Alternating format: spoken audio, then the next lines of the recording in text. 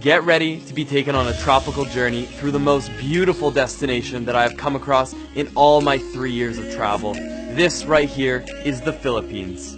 Cresta de Gallo. This is going to be an island that 95% of you have never heard of before.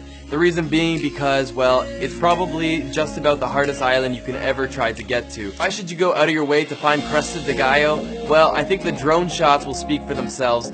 When you show up on this island, you feel like you're on Castaway. You feel like you were stranded in the middle of nowhere. We were fortunate enough that day to have had the sun on our side, and we got a remarkable sunset. We watched it on this narrow white sand beach. Cresta de Gallo is for those who are willing to go the extra 1,000 miles to see true beauty. Number 9 is one that most of you know very well and have seen on your Instagram as it's currently blowing up, and that is beautiful El Nido.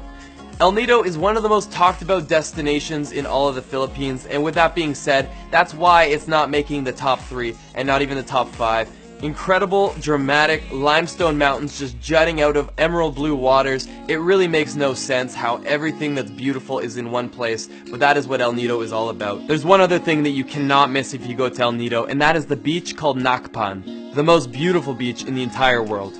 Number 8 is the island of Bohol. Bohol is one of the most diverse islands you will see. High-end hotels, hostels, everything is here in Bohol, and that is one of the reasons I love it so much. And in the more southern tip of the island, you have Alona Beach, and this is probably where I would recommend you stay. All sorts of different hotels and accommodations. Pretty good food, pretty good nightlife, and it's a great place to start your day trip if you're going to be doing the Tarsier Chocolate Hill day trip. That can all be done in one day. Now, number 7 is definitely for all you lovers out there. This is the secret hideout of Palawan.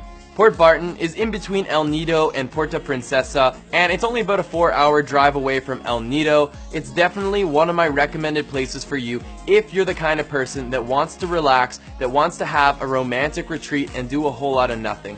How I best describe Port Barton is candlelit dinners on the beach and lights out by like 9 p.m. For number 6, I'm actually going to do a 2-part because these two islands are very close by and they would definitely make an incredible trip. But let's start it off by talking a little bit about Tablas, a place that is literally so unknown that I have to say I feel a little bit proud that I even found it. Tablas is a dormant but beautiful island. It's made for you to explore. Bring your friend, get a scooter, and go explore this island because it has so much to offer.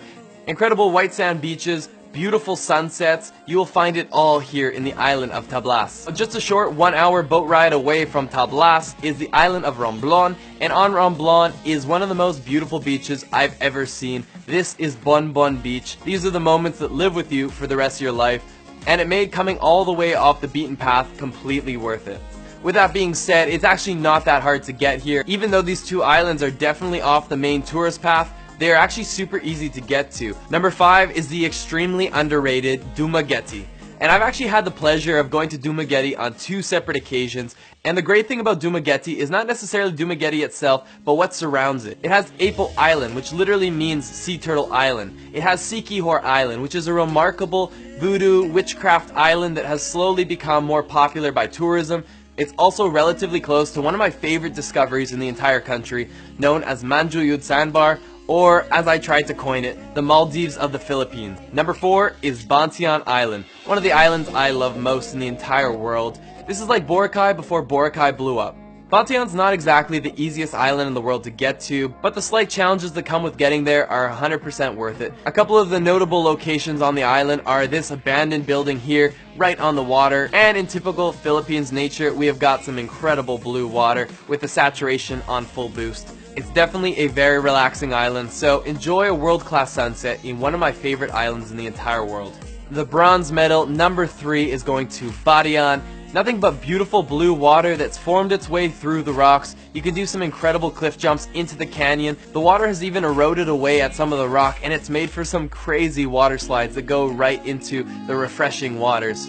Now, you'd think this would be the end of the experience, but there is actually a cherry on top, and that is at the very end of the canyon, you arrive at what is the greatest waterfall that I think I've ever seen. This right here is Kawasan Falls, also known as the Gatorade Factory. Weather dependent, when you visit, the bluest of waters will be flowing into this little area at the very end, and this is the result. It's definitely becoming a bit more of a mainstream destination, so try to coordinate and figure out the low times to visit, but even if you have to share it with other people, this is still an unforgettable experience. Number 2 is going to the dreamy island of Coron.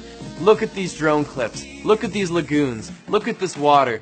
It is very similar to what you saw in El Nido, but the remarkable thing about Coron is that it's not as busy as El Nido. So everything that was great about El Nido is here, but with less tourism. There are 3 main things that you must do in Coron, and the first 2 can be done in one day trip.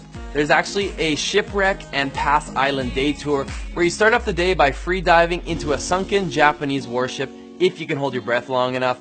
And secondly, you end off your day here at Pass Island, one of the most beautiful islands that I think I've ever seen. Nothing but beautiful white sand beaches surrounded by cerulean blue waters and a whole lot of nothing to do. And the third thing that everyone will end up doing if they go to Coron is of course the lagoon tour. The lagoons here are out of this world. There's many island tours that are offered, but the one that I took me to these beautiful lagoons. It took me to the incredible Calagaman Lake, and they even showed us a secret lake where we had to swim under one of the rock structures to access. Number 1 goes to the unbelievable island of Siargao. Siargao, also known as Cloud 9, is surfers' paradise. Right off of the ocean, you're getting incredible waves crashing in on the shore. This is actually where I had my first ever real successful surfing day. There is so much that you can do here in Siargao. There's some great hostels, some amazing hotels, and they even have 6-star resorts like Dedan Island Resort. There's the emerald green Sugba Lagoon, the incredible rock pools of Magopunko, one island that's surrounded by other beautiful islands. There's Naked Island, which, by the way, it's probably frowned upon to be naked there. There's Guyam Island, and several others that will all be fit into your island hopping tour, so that's for you to explore and find out. Good nightlife, chilled vibes, all in one place. This is Siargao, and that is the reason it is my #1 must-see place in the Philippines.